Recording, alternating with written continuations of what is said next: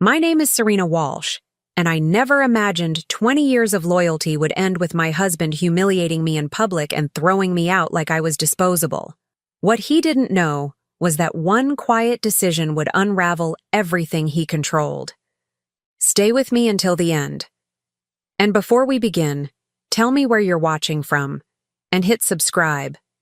If you believe betrayal should never go unanswered, I didn't know that night would end my marriage. I thought it was just another obligation. Another room I had to smile through for his sake. The hotel ballroom in Naperville was packed, all white linens and low conversation. The kind of event where everyone pretends they're relaxed while scanning the room for status. My husband's colleagues were everywhere, their spouses, a few clients. Our daughter sat 2 tables away with friends from school, whose parents he'd invited without telling me. I remember smoothing my dress and thinking, just get through it. Then you can go home. He was already different. Not nervous, not distracted, focused, almost rehearsed. When the MC called his name, the room clapped politely. I did too, out of reflex. 20 years of reflex. He stood, adjusted his jacket, and smiled in a way I hadn't seen in months. Easy, confident, unburdened. He didn't look at me as he walked to the microphone. He started with jokes. The room warmed. He talked about leadership, loyalty, commitment, words that landed strangely in my chest. Then his tone shifted. Subtle, but I felt it before I understood it. I want to thank everyone who supported me through some recent changes, he said, glancing briefly toward the table where his department sat. Not toward me. It hasn't been easy navigating personal challenges while keeping professional standards intact. A ripple of murmurs moved through the room. I leaned forward, confused. Personal challenges? He cleared his throat. Sometimes you outgrow situations that no longer serve your future. And sometimes, he paused, letting the silence stretch. You have to make hard decisions for your own stability. People were watching him closely now. And then, finally, he looked at me. Not with guilt. Not with regret. With resolve. I won't be discussing private matters tonight, he continued, voice calm, controlled.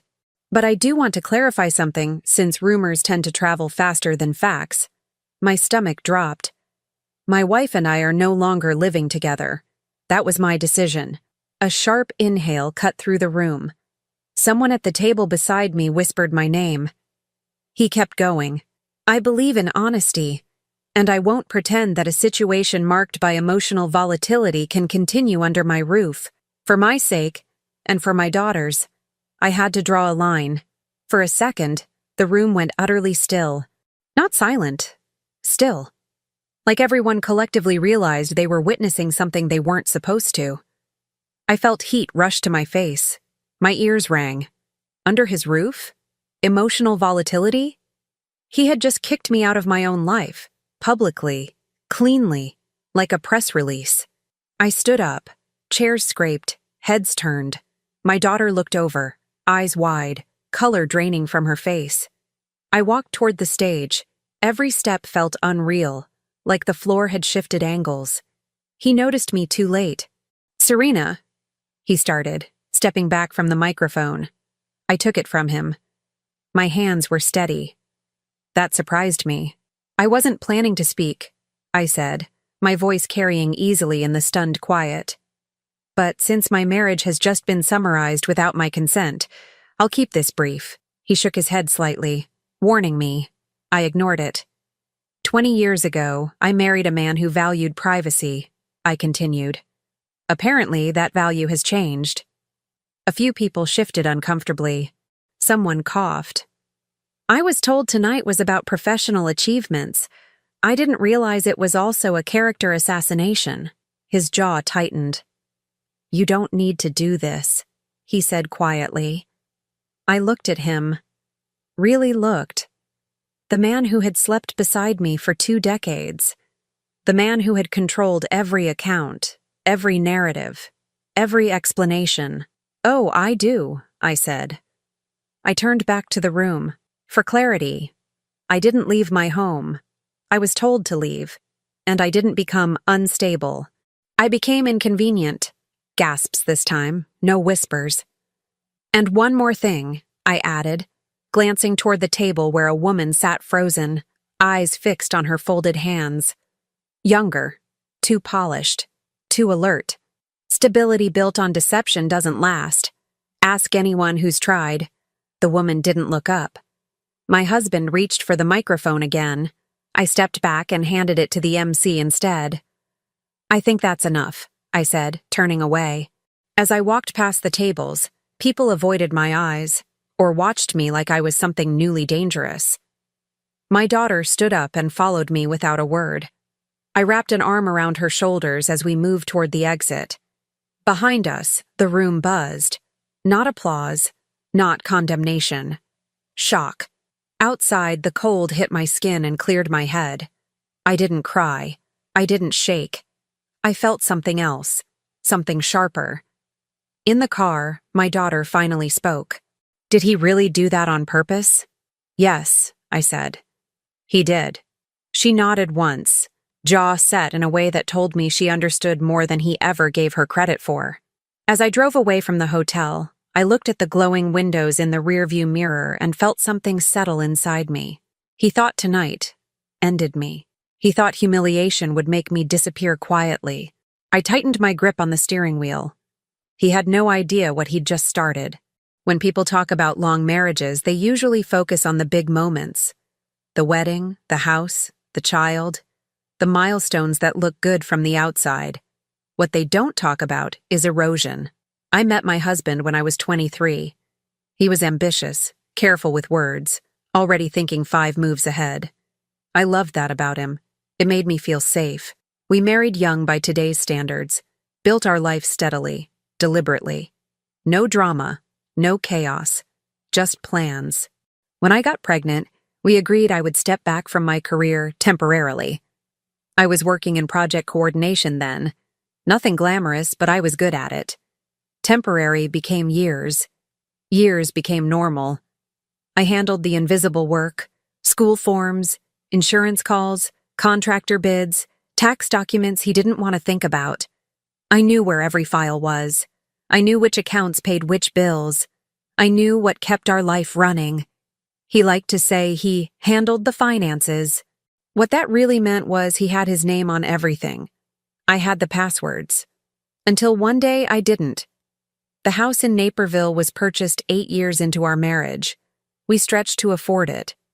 I remember telling him we should wait another year. He wanted it now, needed it to look successful. My parents helped with the down payment, quietly. A gift, not a loan. They wired the money to us, trusting me to protect it. I didn't insist on paperwork. That's what love does to you. Our daughter grew up thinking her father was strong and reliable and that her mother was simply there, present, constant. When she was sick, it was me. When she needed permission slips, rides, reassurance, it was me. He showed up for the visible things, games, ceremonies, photos. Somewhere along the way, I became background. The warning signs weren't explosive. They were subtle. He started traveling more, but with less detail. His phone stopped lighting up when he was in the room. He began using phrases like my house and my schedule, small corrections, delivered casually, as if reminding me of my place. I noticed the changes and talked myself out of them. He's stressed. This phase will pass. You don't throw away 20 years over a feeling. The first time I confronted him, gently, he laughed. Told me I was imagining things. Told me I needed to find something fulfilling so I wouldn't fixate on him. That word stayed with me. Fixate. I started feeling like a guest in my own life. Then came the financial shifts. Accounts I used for years suddenly required verification codes sent to his phone. Statements stopped arriving at the house. When I asked, he said it was for security. When I pushed, he told me I was being controlling. I backed off. Again. The night he kicked me out publicly wasn't spontaneous. Looking back, it was the final move in a strategy I didn't know I was playing against. The next morning, I went back to the house to collect clothes while he was at work. The bedroom felt staged, drawers too neat, surfaces cleared. On the bathroom counter, I found a hair tie that wasn't mine. Not my color, not my brand. My chest tightened, but I didn't cry. I called my sister. She didn't ask questions. She told me to sit down and listen. "He's been seen," she said carefully. "Not once. Not recently." The confirmation landed heavier than the discovery would have.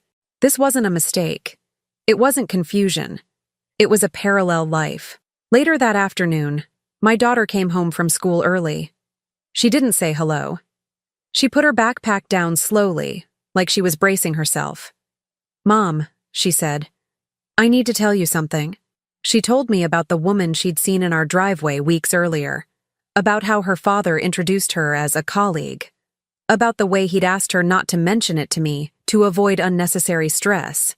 I listened without interrupting, without reacting. When she finished, she looked at me with a mix of fear and loyalty that broke something open inside my chest. "I knew it wasn't right," she said. "I just didn't know what to do." I pulled her into my arms and held her longer than I had in years. That was the moment denial ended. This wasn't just about betrayal between spouses. This was about control, about rewriting history, about removing me from the story while keeping everything I helped build. And if I did nothing, if I stayed quiet, if I accepted the narrative he'd started to sell, I wouldn't just lose my marriage. I would lose my daughter's trust, my parents' sacrifice, my own name. I stood in that house, surrounded by a life I'd maintained but no longer owned, and made myself a promise. He had underestimated me. That was going to cost him everything. I didn't rage. I didn't spiral. I didn't sit in shock, replaying the past. I got organized. That surprised even me. The morning after my daughter told me the truth, I woke up before sunrise at my sister's house, fully alert, like my body had been waiting for permission to move. I made coffee, opened my laptop, and started listing everything I knew. Accounts, property records, insurance policies, dates, amounts. 20 years of invisible labor finally had a purpose. By 9 a.m., I had already called a divorce attorney. Not one of those flashy billboard lawyers. I wanted someone precise, calm, ruthless in a quiet way. A woman who listened without interrupting and didn't ask me how I felt. Only what I wanted protected. "My priority is my daughter," I said, "and what I helped build." She nodded once. Then we moved fast. That word again. Move.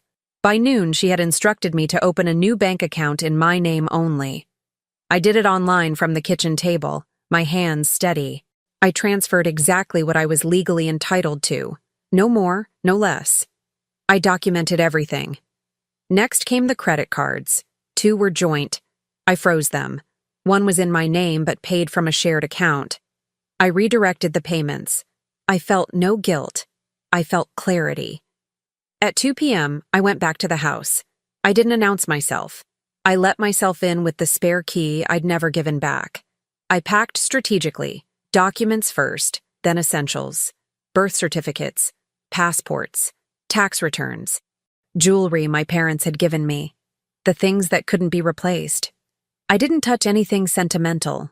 That chapter was closed. In the closet, I found a garment bag I didn't recognize. Inside was a tailored jacket with a dry cleaning tag dated from the week he claimed to be traveling alone. I took a photo and left it where it was. Evidence doesn't need emotion. Before leaving, I stood in the living room and took a long look around. I remembered every upgrade, every contractor meeting, every budget conversation where I had been told to trust him. I emailed the realtor who had originally sold us the house. Short message, professional. "I'm exploring options. Discretion is important." She responded within minutes. At 4:30, my attorney called back. "We've filed for temporary financial restraints," she said. "He won't be able to move money without it being flagged." I leaned back in the chair and exhaled slowly. By the time my daughter came home from school, the house we'd lived in for 8 years was no longer something he could weaponize against me. That night, I told her the truth. Not everything, but enough. "I'm handling it," I said. "You're safe." You don't have to choose sides. She looked at me carefully, then nodded. I choose you anyway. That was fuel. The first message from him came at 7:12 p.m. We need to talk. You're overreacting. I didn't reply. The second came 10 minutes later. Freezing accounts is extreme. Still nothing. At 8:03 he called. I watched the phone ring until it stopped. I wasn't avoiding him, I was repositioning. At 9 my attorney emailed again. He attempted to access a joint line of credit. It was blocked. I smiled for the first time in days. The next morning he showed up at my sister's house. He didn't knock. He rang the bell repeatedly, hard enough that the sound echoed through the hallway. I opened the door calmly and stepped outside, closing it behind me. You have no right, he started. Do you have any idea what you've done? Yes, I said. I've taken control. His face shifted. Confusion first, then something like alarm. This isn't how this goes, he said. You don't just move money, call lawyers. You're making this ugly. I met his eyes. You made it public. I made it precise. For the first time, he didn't have a response ready. That was when I knew. He had expected tears. Negotiation. Delay. What he got instead was momentum. And I wasn't slowing down. The consequences didn't arrive all at once. They spread outward, quiet and fast, like cracks under pressure. By the end of the first week, his routines started breaking down. The joint cards declined at a client dinner. Not dramatically, no alarms, no scenes, but long enough for a waiter to hesitate and for someone at the table to notice. He laughed it off, blamed a bank error, but he checked his phone 3 times before dessert. The next morning, his assistant emailed him about a delayed reimbursement. The corporate account was intact, but his personal flexibility, the cushion he used for image maintenance, was gone. The quiet perks, the polished ease. He called me again. I didn't answer. At work, questions began surfacing, not accusations. Curiosity. People who had been at the event replayed his speech in their heads, now paired with the fact that I hadn't folded, hadn't disappeared, hadn't quietly moved back in. Silence creates suspicion. By midweek, his department knew we weren't amicably separating. The language shifted. Fewer friendly check-ins. Fewer invitations. Men who once lingered in his office doorway now kept conversations brief. Stability is a currency. Once it wobbles, everything costs more. The woman, the one he had tried to fold into his life without consequence, felt it next. She stopped posting. Her online presence went still, like someone holding their breath. A mutual acquaintance reached out to me quietly, not for gossip, but for confirmation. I just want to be sure I'm not crazy, she said. He told her you were unstable, that you'd left on your own. I sent her one sentence. I was asked to leave in front of witnesses. The message was read. No reply. But the ripple traveled. By Friday, the woman had stopped returning his calls. She didn't block him, blocking invites escalation. She simply became unavailable. Meetings canceled. Messages delayed. Plans indefinitely postponed. He showed up at my sister's house again that weekend. This time, he looked tired. You're enjoying this, he said, standing too close. Turning people against me. I'm not turning anyone, I said. I'm not talking at all. That's worse, he snapped. People are filling in the gaps. He wasn't wrong. My parents came to see me that afternoon. They didn't raise their voices. They didn't demand explanations. They brought documents. The wire transfer receipt from 8 years ago. The gift letter. The email trail. My father slid the folder across the table. You'll need this. He hadn't called my husband. Not once. That silence carried weight. The same evening, my attorney forwarded me a copy of a notice. My husband had tried to refinance the house. Not to sell. To regain leverage. It failed. Temporary restraints had already locked him out. Is there anything else I should expect? I asked. Yes, she said. Desperation. It arrived right on time. Late Sunday night, he sent a long message. Not angry. Not apologetic. Strategic. We can still handle this privately. Think about our daughter. This doesn't need to turn into something ugly. I stared at the screen for a long moment before responding. Not to him, but to my attorney. Proceed. Monday morning, papers were filed. By Tuesday, his brother stopped answering his calls. By Wednesday, his father requested a meeting. With me. We sat in a quiet cafe, the kind my husband had never liked because it wasn't impressive enough. His father didn't defend him. He didn't ask for reconciliation. He made a mess, he said simply. And he involved the child. I nodded. That was a mistake, he continued. One I won't excuse. Support withdrawn doesn't announce itself. It just vanishes. The final shift came when my daughter told me something small, almost casually. He asked me if you'd talk to him, she said. I said no. I looked at her. Did he say anything else? She shook her head. He just looked scared. That word stayed with me. He had thought control was permanent, that money, narrative, and silence were interchangeable. Now, none of them were answering him. And for the first time since I'd met him, my husband was alone inside a story he could no longer manage. That was only the beginning. The second confrontation wasn't planned the way people imagine revenge scenes are planned. I didn't wake up thinking, today is the day I humiliate him again.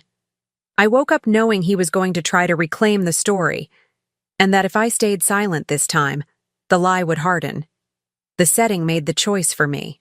It was a charity luncheon hosted by one of his company's largest clients. High visibility, public seating, phones everywhere. The kind of event where reputation mattered more than money. He was listed as a speaker, again. I was listed as a guest. He didn't expect me to show. I arrived 10 minutes late on purpose. The room was already settled when I walked in. White tablecloths, low conversation, familiar faces that stiffened when they saw me. I caught my husband's expression from across the room, the flicker of disbelief, followed by calculation. And then I saw her. She sat 2 seats from him, close enough to touch his arm, far enough to pretend neutrality.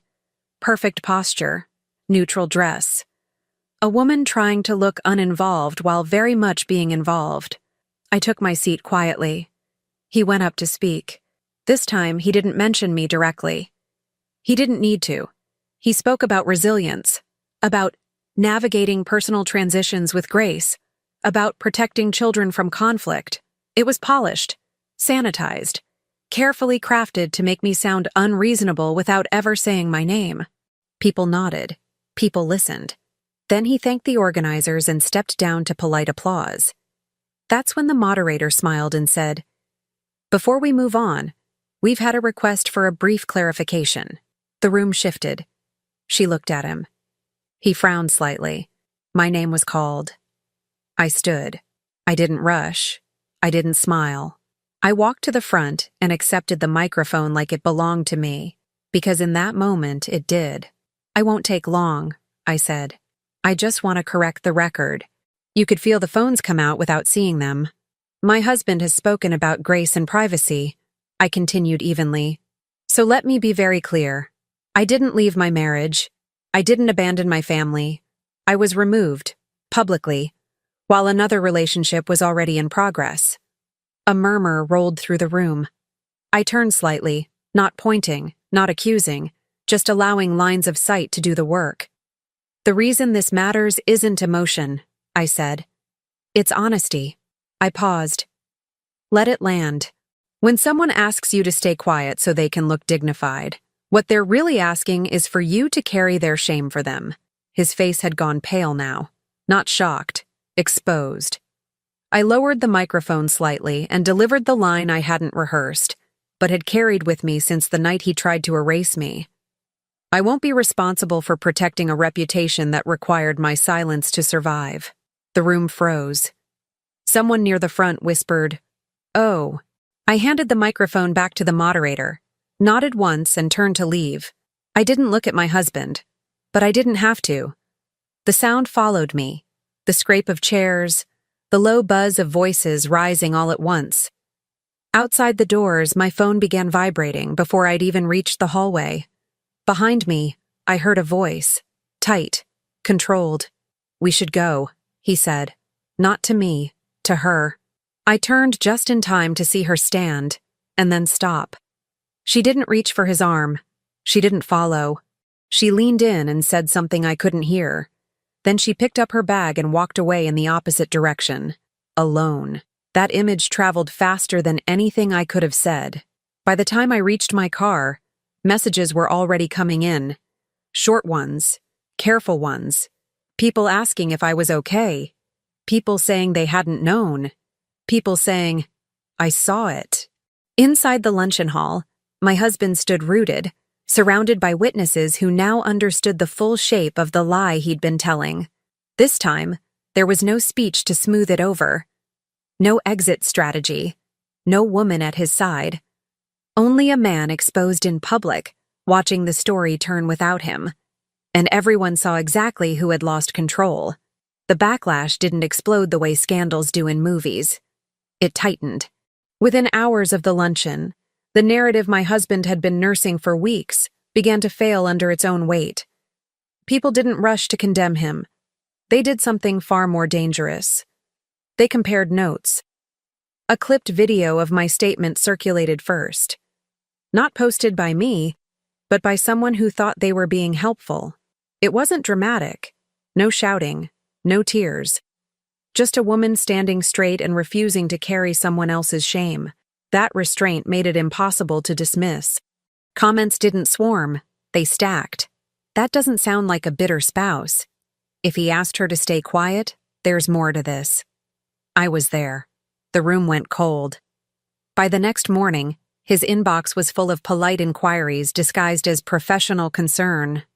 A client asked if everything was settling down. A colleague suggested he take a few days to focus on personal matters. HR sent a calendar invite with no agenda.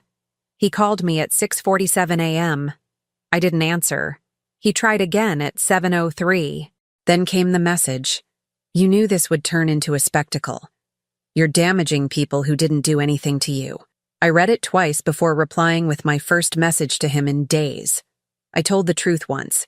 Everything else is a reaction. That was when he panicked. He started reaching out, to mutual friends, to extended family, to anyone who might still believe his version if delivered quickly enough. He framed himself as overwhelmed, confused, blindsided by a wife who had changed. But something had shifted. People didn't argue with him. They didn't reassure him. They asked questions. Why hadn't I been informed before the public announcement? Why had finances been locked down without transparency? Why had our daughter been instructed to keep secrets? He didn't have clean answers. By Wednesday, screenshots started circulating. Not leaked by me, but unearthed by people who had once trusted him. Old messages where he'd referred to me as volatile.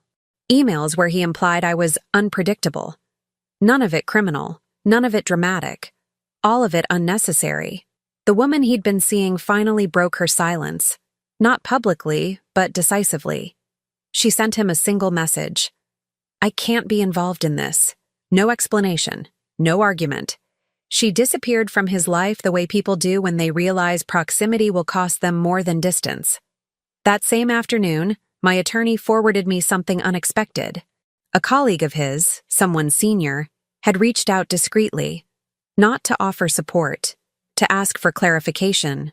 "I want to be careful," the message read. "But I need to know if there are documents or communications that contradict the narrative he's been presenting internally." I didn't respond. I forwarded it. Let professionals do professional damage. By Friday, the situation was no longer private. A local industry blog published a short, carefully worded piece about leadership credibility during personal crises. It didn't name him. It didn't need to. Anyone in his circle knew exactly who it was about. The comments were turned off. That's how you know it landed. He showed up unannounced again that night. This time, he didn't yell. He didn't posture. He looked smaller. "You're letting them destroy me," he said, standing in the driveway like a stranger. "This is getting out of hand." I folded my arms. "You said you wanted privacy. That's not what I meant." "I know," I said. You wanted control. He flinched. Say something, he pleaded. Tell people it's complicated. Tell them I'm not this person. I studied him for a long moment. You built your reputation on my silence, I said. Now you're asking me to restore it. That's not fair. No, I agreed. It's accurate. He left without another word. The next wave hit over the weekend. A former employee of his, someone he'd dismissed years ago, shared a vague post about watching patterns repeat. It wasn't about me. It wasn't even clearly about him. But people connected it. Pattern recognition is brutal. By Monday morning, his company placed him on temporary leave to avoid distraction. The phrasing was generous. The implication wasn't. He lost his access badge that afternoon. Not permanently, not publicly. Just enough. That was when the final receipt surfaced. A timeline. Someone, still unknown to me, compiled dates, travel schedules, conference locations, overlapping work trips, and unexplained absences. It didn't accuse. It didn't editorialize. It simply aligned facts. The post ended with a sentence that spread faster than anything else. If the truth threatens your stability, it was never stable to begin with. He didn't respond publicly after that. There was nothing left to spin. The story had moved beyond him, beyond me even, and settled into something colder and more permanent. Credibility doesn't shatter. It erodes until there's nothing left to stand on. And when it finally collapses, no amount of explanation can rebuild it. He learned that too late. And I didn't have to lift another finger. The legal dismantling didn't feel dramatic while it was happening. It felt methodical. Once the filings were in motion, the noise fell away. No more speeches, no more narratives. Just documents, timelines, and consequences that didn't care how convincing he sounded in a room. The first ruling came quickly. Temporary custody granted to me. Not because I asked for it theatrically, but because the facts were clean. Stability. Primary caregiver. A child who didn't hesitate when asked where she felt safe. He didn't contest it at first. His attorney advised against it. Fighting custody when you've already been exposed for manipulation doesn't play well in front of a judge. The house followed. The down payment documentation my parents had preserved changed everything. What he'd treated as leverage turned into liability. The court didn't need drama, just proof. He tried to argue intent. The judge asked for records. Intent collapsed. The property was ordered to be sold. Proceeds split in a way that finally reflected reality, not performance. He lost access immediately. I gained time. Then came the accounts. What he'd once controlled quietly was now itemized publicly. Retirement funds. Investment accounts. Deferred compensation he'd assumed was untouchable. They weren't. Every freeze, every restriction, every redirected deposit landed like a small cut. Not fatal on its own. Cumulative enough to bleed him out. The woman he'd risked everything for didn't resurface. When subpoenas reached her workplace, routine, procedural, she panicked. Not because she'd done anything illegal, but because proximity to his collapse threatened her own standing. She resigned within a week. I didn't hear it from him. I heard it from someone else. That's how far removed I was by then. Family fallout arrived quietly. His brother stopped returning calls entirely. No confrontation, just absence. His father sent one final message. Not to me, to him. Handle the consequences of your decisions. After that, support evaporated. No bridge loans, no quiet rescues, no family-backed safety net. For the first time in his life, he had to stand on his own reputation. It wasn't enough. By the time mediation ended, his legal fees had eaten through most of what he'd tried to protect. His leave from work turned indefinite. His title meant nothing without credibility to support it. He moved out of his rental after missing 2 payments. I didn't find out immediately.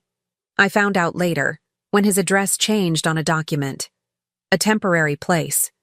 Shared. Unremarkable. Isolation doesn't announce itself. It accumulates.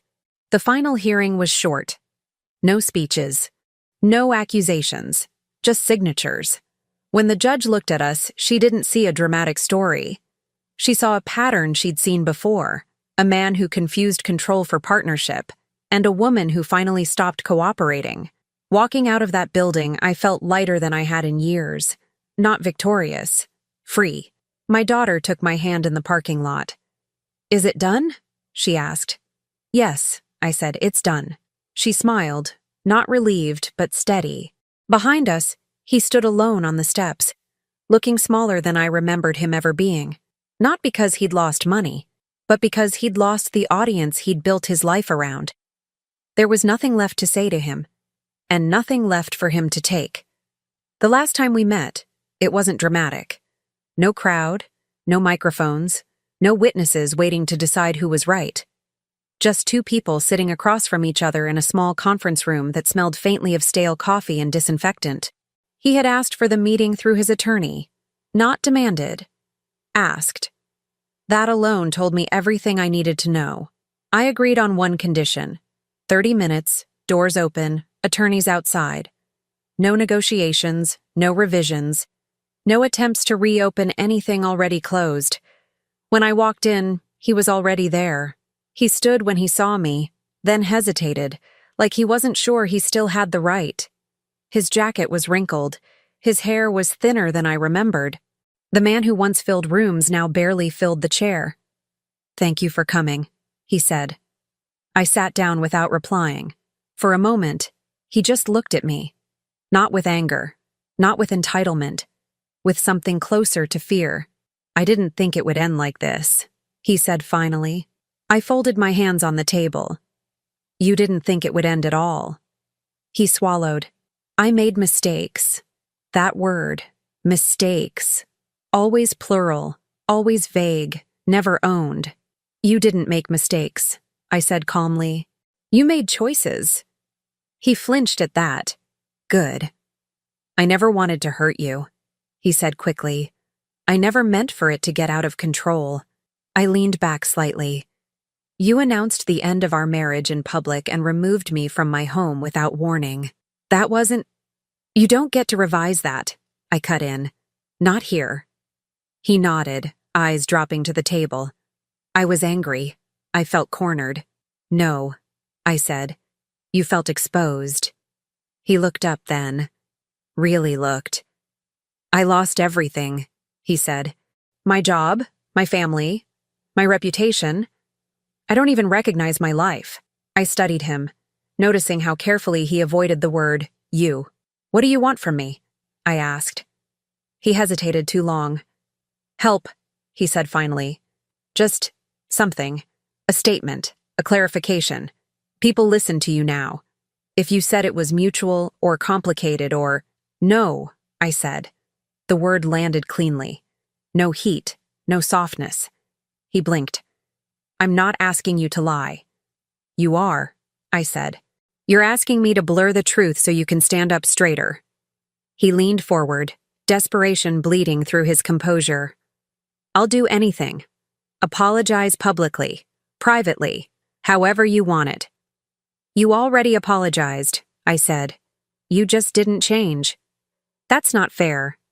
I met his eyes. "Fair left the room the night you decided humiliation was an acceptable exit strategy." Silence stretched between us. "You don't understand what it's like," he said quietly. "To wake up and realize no one is coming to help you." I didn't respond right away. Not because I didn't understand, but because I did. "I understand exactly what that's like," I said. "I lived it inside our marriage for years." His mouth opened, closed. "I supported your career, your image, your comfort," I continued. "I absorbed your stress, your distance, your dismissals. And when I finally became inconvenient, you tried to erase me. That wasn't my intention. It was the outcome," I said. "Intent doesn't undo damage." He pressed his fingers into his temples. "So that's it? You just walk away?" I smiled slightly, not with satisfaction, with finality. "I already did." He shook his head, voice cracking. "We built something together. Doesn't that count for anything?" It does, I said. It counts as proof that I can build again. He looked at me like that hadn't occurred to him.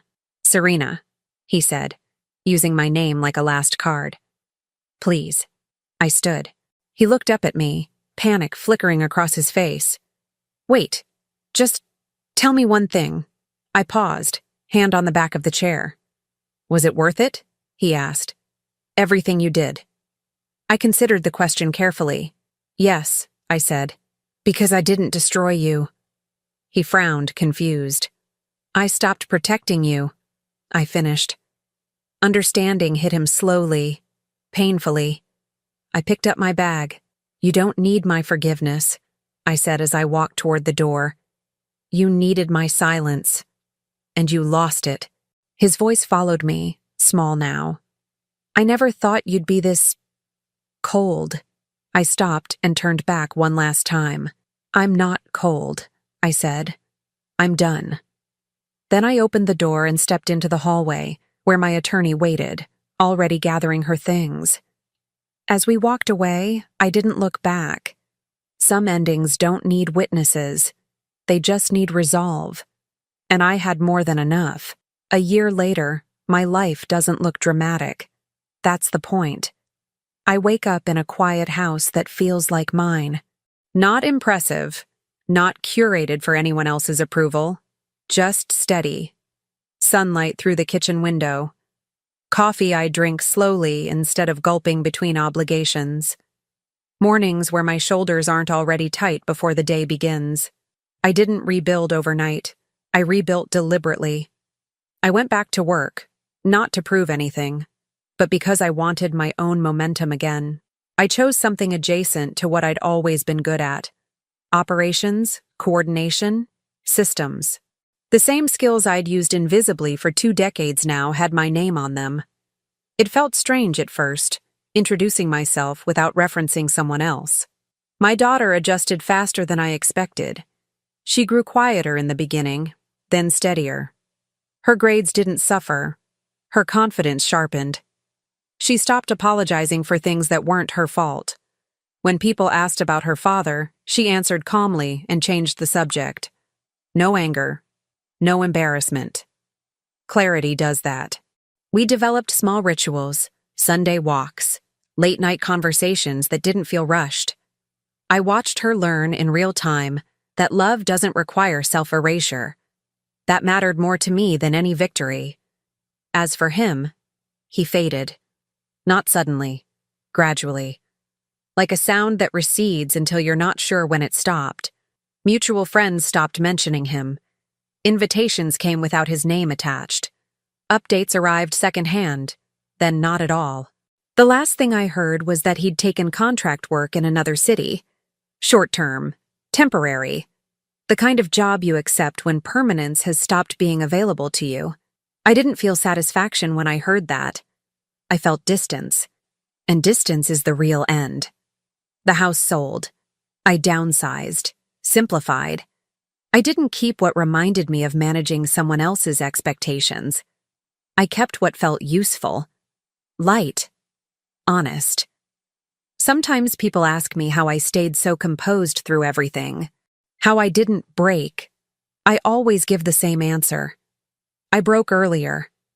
I broke quietly, in small ways, over years of minimizing myself to keep something intact that was already hollow.